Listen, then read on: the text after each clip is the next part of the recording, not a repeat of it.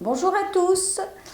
Et bien voilà, c'est reparti pour une nouvelle série d'émissions avec du côté de Montréal. Je suis désolée, il y a eu plein de changements dans ma vie, plein de choses. Comme vous pouvez le constater, on a déménagé déjà. Ça a été beaucoup plus long que prévu parce qu'on a engendré des travaux, ce qui nous a permis de nous rendre compte de ce que c'était que de faire des travaux au Québec. Un joli changement, je dirais, de mentalité et de façon de faire. Il faut quand même se rendre compte qu'au Québec, les gens dans leur métier sont extrêmement spécialisés. C'est-à-dire que c'est en fonction de la qualification, de la certification que vous avez. En fait, vous allez, et puis je dirais de l'expérience, vous allez vous retrouver en fait à travailler sur un domaine spécifique, c'est-à-dire qu'un maçon qui va travailler la brique ne va travailler que la brique. Il est souvent aussi question d'assurance, c'est un peu lié aux assurances que les gens vont prendre. En plomberie, vous allez avoir le plombier qui va ne travailler que sur le tuyau, la plomberie en tant que lui-même, mais qui ne va pas s'occuper du chauffage. Il va y avoir un autre plombier pour ça qui va s'occuper du chauffage, qui sera plutôt chauffagiste. Donc voilà, donc c'est vrai que c'est quelque chose d'assez nouveau, c'est quelque chose qu'on ne connaissait pas, cette spécialisation des métiers, ce qui complique un petit peu plus les choses. Notamment quand vous voulez installer l'air climatisé par exemple, vous allez avoir la personne qui va faire les trous dans le toit, la personne qui va installer l'électricité pour que ça monte jusqu'au toit, vous allez avoir la personne qui va installer le climatiseur en lui-même et qui est la personne qui va vous livrer en fait le matériel qui va vous permettre d'avoir de la climatisation. Enfin voilà, donc c'est vrai que ça complique un peu plus les choses, ça prend un petit peu plus de temps que prévu, mais voilà, ça y est, on y est, c'est parti. J'espérais pouvoir commencer les émissions en janvier, mais le temps a fait que c'était pas possible. Donc me voilà. Nous sommes début février, c'est une reprise. Vous allez voir, tous mes intervenants ne sont pas là parce qu'effectivement le cours de la vie a repris. Mais Fabrice sera là dans les prochaines émissions. La parenthèse immobilière est toujours présente. Vous pouvez toujours nous contacter par le biais de cette adresse-là. Et aujourd'hui, j'avais un peu envie de discuter avec vous justement d'intégration, de comment on fait quand on arrive ici au Québec avec ce changement de culture. Et je dirais qu'on a parfois un peu du mal à saisir que parce qu'on ne parle pas une langue différente, parce qu'on est dans un pays où on va parler le français, le même français que celui qu'on parle dans tous les autres pays francophones, avec bien sûr sa propre couleur du français, puisqu'il va y avoir des expressions qui vont être parfois différentes, mais il n'empêche que c'est la même langue, on se comprend. C'est pas parce qu'on va parler cette même langue qu'on se comprend que qu'on va forcément réellement se comprendre en fait. Je m'explique. On a tendance à croire, dans le cadre d'une expatriation ou d'une immigration, que quand on change de pays, on change de langue, ça va être très compliqué. Donc on est préparé psychologiquement à ce changement, on est préparé psychologiquement aux difficultés qu'on va rencontrer. Alors que quand on arrive dans un pays francophone, on se dit de toute façon c'est simple, je parle français, j'ai mes diplômes, je sais déjà ce que je sais faire, donc ça va être simple. Sauf qu'on oublie que quel que soit le pays francophone dans lequel on va aller, que ce soit en Belgique, que ce soit, je dirais, pour un Belge d'aller en France ou que ce soit même en Suisse, ou que ce soit comme ici au Québec, il y a une culture du pays qui fait que malgré tout, il va y avoir des changements, il va falloir tant bien que mal s'intégrer. Il va falloir aussi que l'entreprise qui va vous embaucher ou vos voisins s'adaptent aussi un peu à votre culture, parce que l'intégration finalement elle vient des deux côtés. Bien évidemment que celui qui arrive, je veux dire l'immigrant, l'expatrié, c'est quand même à lui de faire les efforts. Je veux dire, c'est lui qui arrive, on l'accueille à bras ouverts dans un pays. Je veux dire, on lui permet d'être là. Donc forcément, c'est à lui de faire les efforts, mais je dirais que l'entreprise qui va vous accueillir, le voisin, doit aussi se rendre compte que vous venez d'un autre pays, que vous avez une autre façon de fonctionner et que oui, il va falloir vous falloir un petit peu de temps pour justement vous acclimater au changement. Je dirais que j'ai une petite tactique pour vous. Vous la prenez ou vous la prenez pas, ça c'est vraiment un conseil que je vous donne. Moi je me le suis appliqué, c'est pas facile tous les jours, mais en fait j'ai essayé de me mettre en position de mimétisme. C'est bien aussi d'observer la façon dont font les autres, la façon dont ils conduisent, la façon dont ils se comportent dans les boutiques, la façon dont ils vont se communiquer entre eux, la façon dont ça se passe en entreprise. Pour ça, ça veut dire savoir écouter. On a l'impression qu'on sait écouter, qu'on écoute tous parfaitement bien. Mais en fait, savoir écouter en étant extrêmement présent et en étant dans la réelle écoute de l'autre, dans son écoute aussi bien physique, qu'est-ce qui se passe dans ses mouvements du corps, comment est-ce qu'ils réagissent. Savoir déceler en fait quand on a dit quelque chose, qu'on a pu gêner la personne ou la faire rire ou qu'elle ne nous a pas compris. Et verbaliser en fait tout ça, verbaliser le fait qu'on vient d'une culture différente, verbaliser le fait qu'on a besoin d'apprendre de l'autre, verbaliser le fait que si jamais on a fait une erreur ou que la personne ne nous a pas compris, qu'on est ouvert au fait qu'elle nous explique. Poser des questions sur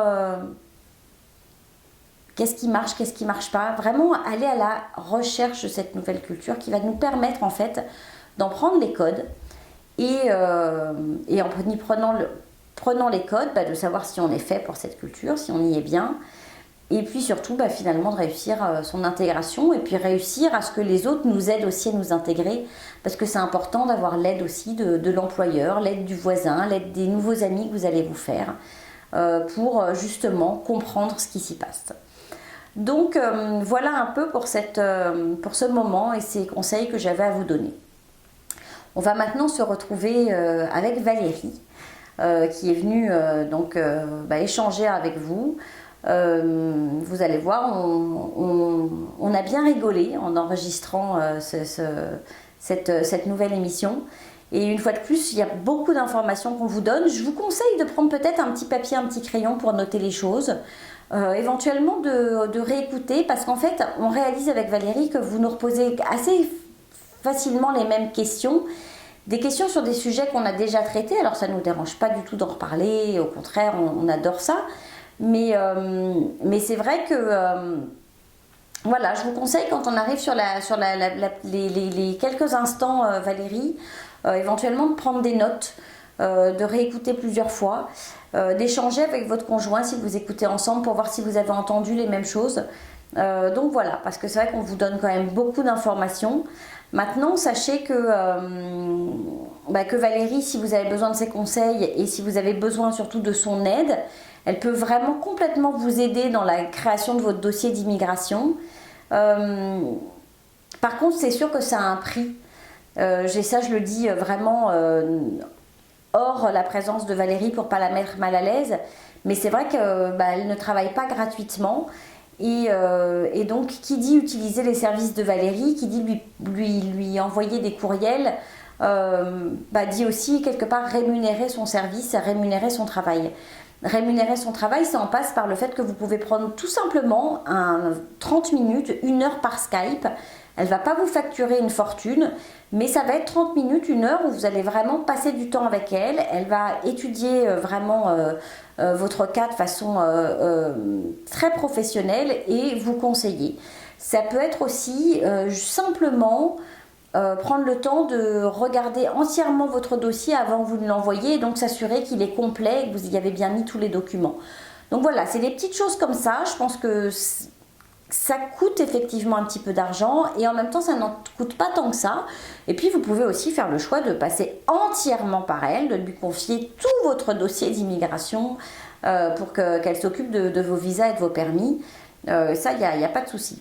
Maintenant, si vous avez besoin de personnes pour vous accompagner dans la création d'une entreprise, si vous voulez créer une entreprise, d'un agent immobilier pour vous permettre de trouver votre logement, d'un déménageur ou de ce genre de choses, là, effectivement, vous pouvez faire appel à moi. C'est avec grand plaisir que je vous mettrai en relation avec les personnes de mon réseau.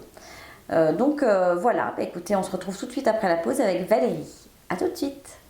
Conseil de pro vous est présenté par Valérie Flatt, consultante réglementée en immigration canadienne. Bonjour Valérie. Bonjour Géraldine. Bonjour à tous. Bonjour. On est heureux de vous retrouver. Heureuse, oui c'est vrai, nous sommes des femmes. Nous sommes au Québec et nous sommes des femmes. Donc très heureuse de vous retrouver. Je sais qu'on est déjà en février, mais bonne année quand même à tous. On va rompre un peu tout ce qui existe en la manière de souhaite de. C'est ça. Donc comme vous pouvez le constater, nouveau studio du côté de Montréal a déménagé. Ça a été plus long que prévu. Plus long pour s'installer, pour tout préparer, pour être dans un endroit bien sympa pour enregistrer. Ouais. Donc voilà, donc maintenant on est de retour pour une saison et des nouvelles émissions. Et je pense qu'on va essayer de retravailler un peu avec Valérie sur des sujets qu'on a déjà traités, mais peut-être les traiter différemment, vous redonner de l'information. Puis de toute façon, les remettre à jour parce qu'il y a toujours des changements, des nouveautés. C'est ça. Donc voilà, c'est parti. Et puis suite aux questions qu'on reçoit, on voit bien que parfois il y a des choses qui ne sont pas forcément bien comprises. C'est ça. Donc on préfère tout remettre à plat, on recommence à zéro, nouvelle année. C'est ça, exactement. Nouveau défi, nouveau projet pour tout le monde. Donc c'est parti mon kiki. Alors cette année, moi je démarre tout de suite sur le sujet des étudiants. D'accord. Parce que les étudiants, en fait, vous êtes dans les starting blocks. C'est maintenant. C'est maintenant ou jamais. Si vous voulez venir étudier au Québec, il faut absolument que vous trouviez un programme et une lettre d'admission avant le 15 février. Parce que c'est pour la rentrée de août 2019, hein. C'est ça, c'est maintenant. Vous n'avez pas le choix, c'est maintenant, parce qu'à partir du 15 février, certaines écoles font une extension, mais en gros, les grosses universités, les grosses écoles, c'est 15 février, terminé, on boucle les admissions. Après ça, vous allez devoir repousser un petit peu votre projet pour l'entrée en hiver, finalement, en janvier 2020.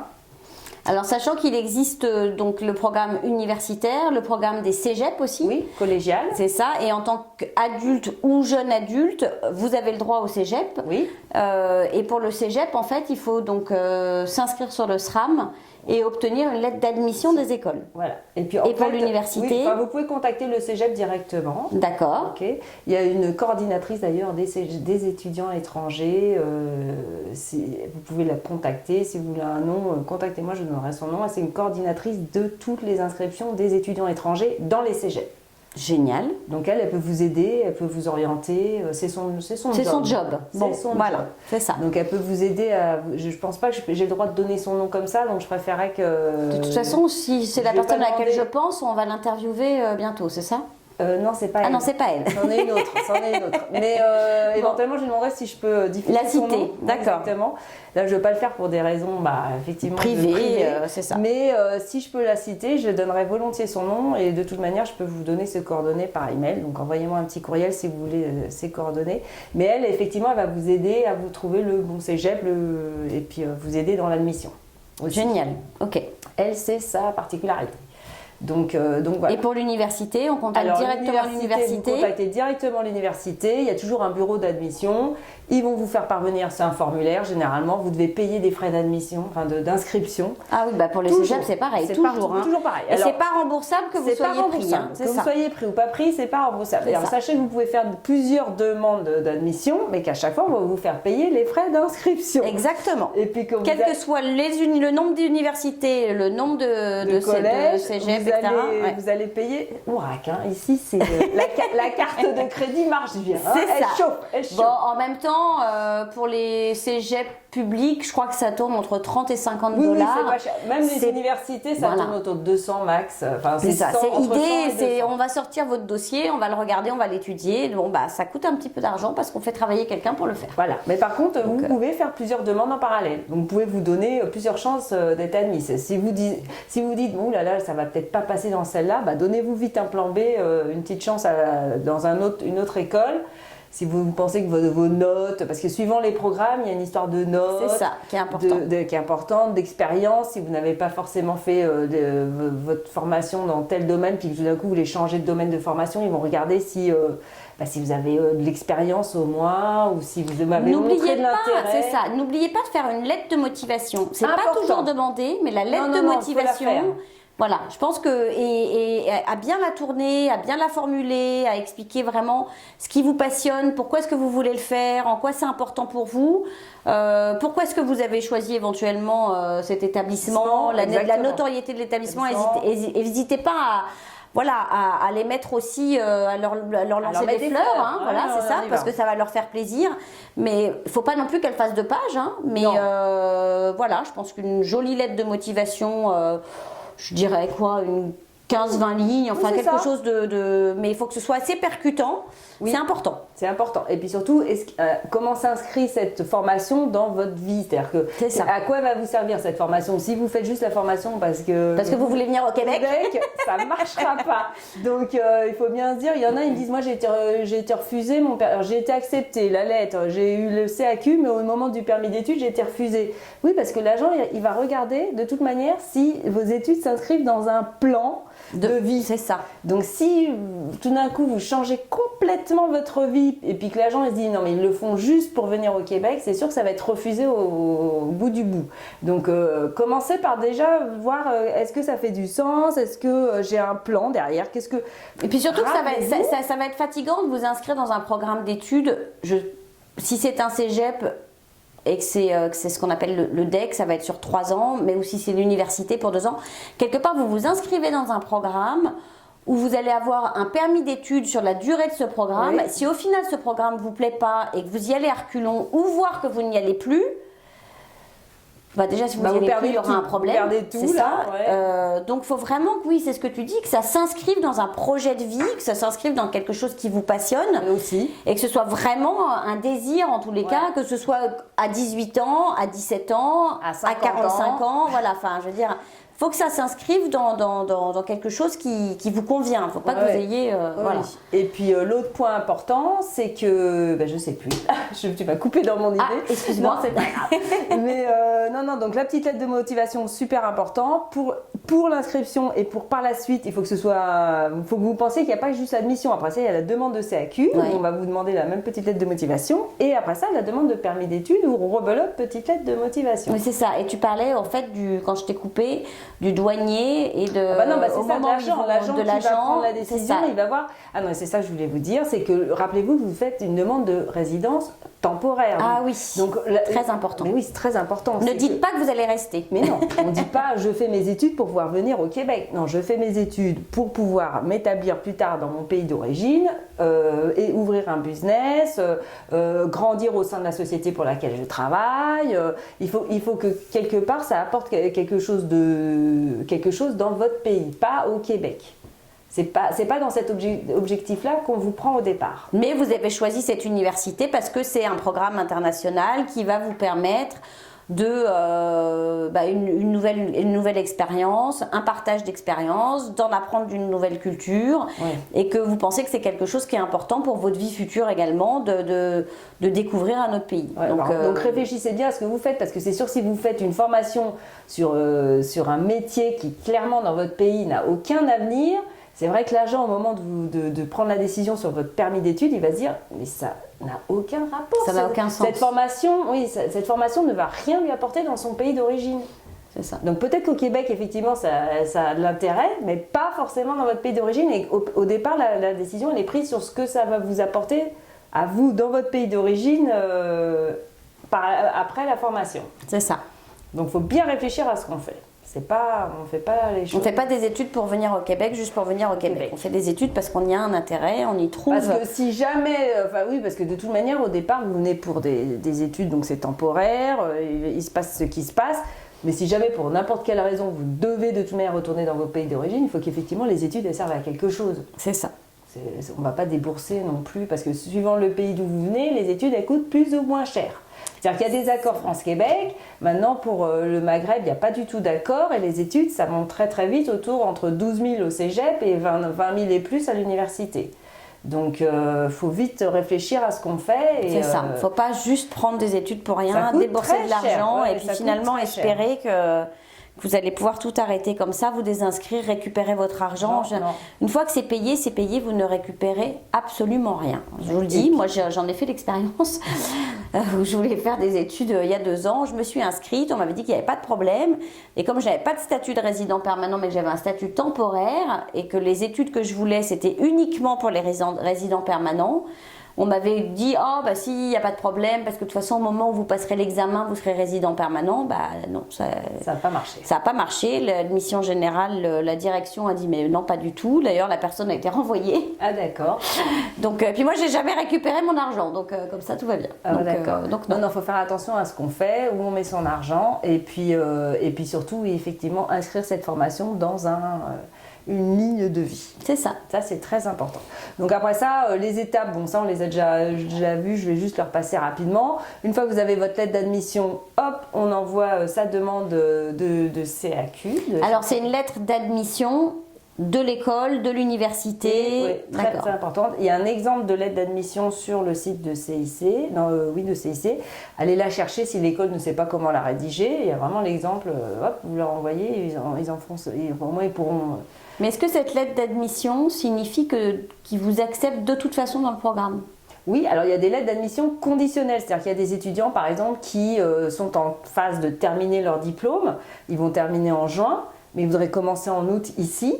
Donc l'université ou l'école leur dit on vous prend, mais c'est conditionnel à la réussite de votre examen. Ok. Voilà, de votre examen final de cette année. Ce qui permet quand même de pouvoir lancer ah oui, on peut lancer tout le processus. Mais après ça, c'est sûr qu'il y a un moment où même l'agent au point d'entrée pourrait très bien demander, mais attendez, vous étiez conditionnel, est-ce que vous arrivez avec vos notes du bac par exemple est-ce que vous avez vraiment réussi le bac? Ils disent que le bac, ou par exemple il y a des universités qui vous demandent de passer un test d'anglais, donc présentez-vous au point d'entrée avec vos résultats d'anglais pour prouver que la condition elle est passée. Allez, c'est ça. Okay. Ou alors carrément si vous avez passé toutes les conditions, essayez d'obtenir une nouvelle lettre d'admission pour pouvoir vous présenter au point d'entrée avec une lettre d'admission où la condition a été retirée. Ok. Comme ça sera encore plus tranquille quoi. Vous avez passé, parce que d'ici, avant d'arriver juillet-août, là, vous aurez peut-être obtenu tous les résultats. Et puis... Donc CAQ, on demande ça au midi, le ministère de l'Immigration du Québec. Ça prend à peu près 1 mois, on s'y prend à l'avance quand même, on ne laisse pas. C'est-à-dire que dès que vous avez votre lettre d'admission, demandez le CAQ. Ça, c'est ce qui est le plus simple. C'est une partie en 2 étapes. C'est-à-dire que la première étape, c'est en ligne, vous remplissez un formulaire. Ensuite, on vous demande d'imprimer ces formulaires et de les envoyer par la poste. N'oubliez pas cette étape parce qu'il y a des gens qui disent j'ai tout fait en ligne et j'attends toujours la réponse. Je dis oui, mais c'est gentil, mais il y avait une 2e étape.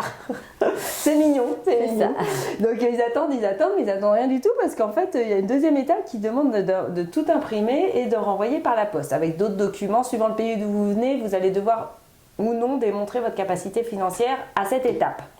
De toute manière, la capacité financière, tout le monde la démontre à la fin pour le permis d'études, mais en plus, les Français, par exemple, vous devez démontrer la capacité financière au moment de la demande du CAQ. D'accord, donc ça c'est important, la capacité financière, c'est prouver que vous êtes capable. Parce qu'il y a un accord France-Québec, donc ils veulent savoir tout de suite si vous avez la capacité. Et c'est prouver qu'on est capable de s'assumer seul. Voilà, financièrement, qu'on va pouvoir payer ses études. Tandis que les pays où il n'y a pas d'accord, en fait, ils disent bah non, de toute manière, nous, le Québec ne va pas participer au paiement des études, des frais. Donc du coup, on laisse prendre la décision au fédéral qui va se charger de juger si le client a ou n'a pas la capacité de financer ses études. Mais sachez donc que c'est 2 étapes, une étape en ligne, une étape papier, on envoie par la poste. Ok, donc ça, 2 c'est étapes. Le CAQ. Et ensuite, vous tapez, vous allez directement. Alors, le CAQ, là, il a augmenté au 1er janvier. Il est passé à 114 $ par personne. D'accord. Ok. Ensuite, vous avez votre CAQ qui va vous arriver. Alors, là aussi, il y a 2 étapes pour la réception du CAQ. Vous allez recevoir un courriel. Et par la suite, genre 3 semaines après, vous allez recevoir le CAQ papier. Le CAQ papier, c'est important de le garder parce que vous allez devoir le présenter au point d'entrée à l'agent. Mais n'attendez pas de recevoir votre CAQ papier pour lancer votre demande de permis d'études. Dès que vous avez reçu le courriel qui confirme que le CAQ a été approuvé, parfait, vous pouvez l'utiliser comme preuve de CAQ approuvé. Pour justement la demande de permis d'études. Voilà. Ok. Puis le CAQ arrivera par la poste par la suite. Donc le permis d'études, là, c'est complètement en ligne. Vous devez aller sur le site du CIC, Immigration Canada. Parce que le permis d'études, c'est fédéral. Une fois Oui. qu'on a le CAQ qui est donc le provincial, certificat d'acceptation du Québec, lié au fait de faire des études au Québec, vous devez passer au fédéral pour faire la demande de permis d'études. Donc le permis d'études, là vous allez le faire en ligne uniquement, il n'y a pas d'histoire de poste. Là vous faites tout en ligne. Par contre, alors c'est pareil, vous devez créer votre compte, répondre à un petit questionnaire qui vous crée vos formulaires et vous devez compléter chacun de ces formulaires. Il y a quelques formulaires pour lesquels vous devez imprimer, signer, scanner, refaire le PDF. En fait, il n'y en a qu'un. Mais les autres, généralement, ce sont ce qu'ils appellent des signatures électroniques. C'est-à-dire que vous n'aurez pas besoin de les signer, mais à la fin, au moment de la soumission, vous allez faire une seule signature électronique. Vous allez taper votre nom et dire, en fait, je déclare Donc, il y en a tout ce que j'ai mis. Mais il y en a un qu'on fait en téléversement, quoi. Il y en a un qu'on va faire. Ils sont tous en téléversement parce que vous allez tous devoir les sauvegarder dans votre ordinateur. D'accord, puis les télécharger. Mais il y en a un en particulier qui est sur le renseignement sur la famille que vous devez en plus imprimer et signer au petit crayon. Et rescanner et remettre.